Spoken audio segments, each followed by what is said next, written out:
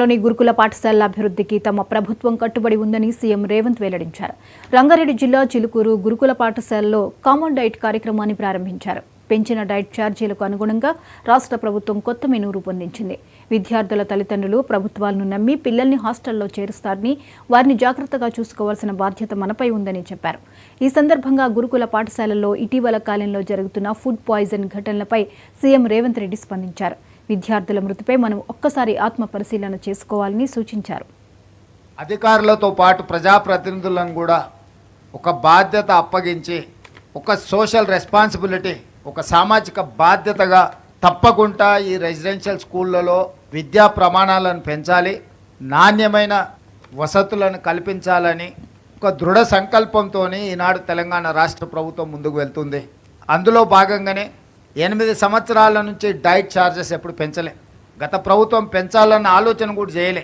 అంటే పూర్తిగా తెలంగాణ రాష్ట్రం ఏర్పడ్డ తర్వాత డైట్ ఛార్జెస్ విషయంలో కావచ్చు, కాస్మెటిక్ ఛార్జెస్ విషయంలో కావచ్చు, లేదా మౌలిక వసతులకు సంబంధించిన అంశాలలో కావచ్చు, ఆనాటి ప్రభుత్వం ప్రాధాన్యత ఇవ్వలేదు.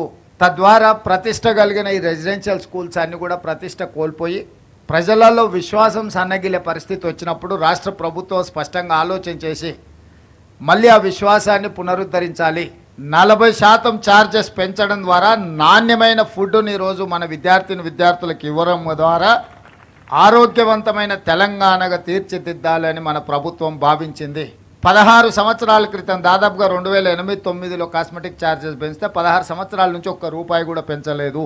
అసలు కాస్మెటిక్ ఛార్జెస్ ఎన్ని మోర్ దాన్ 200% ఈరోజు మనం పెంచుకోవడం జరిగింది. స్వతంత్రం వచ్చినప్పటి నుంచి ఈ రోజు వరకు diet charges at a time 40% పెంచడం కానీ, కాస్మెటిక్ ఛార్జెస్ 200% పైగా పెంచడం అనేది జరగలేదు. మరి ఎందుకు 26,000 ప్రభుత్వ పాఠశాలలలో 23 లక్షల మంది విద్యార్థులు చదువుకుంటే 11,000 ప్రైవేట్ పాఠశాలల్లో 33 లక్షల మంది విద్యార్థులు చదువుకుంటున్నారు? గ్రామాలలో పేదవాళ్ళు కూలికి పోయి అయినా సరే కూడబెట్టి పిల్లల్ని ప్రైవేట్ పాఠశాలలకు పంపించాలి, ఇంగ్లీష్ మీడియంలో చదివించాలని వాళ్ళు నానా తాపత్రయపడుతున్నారు.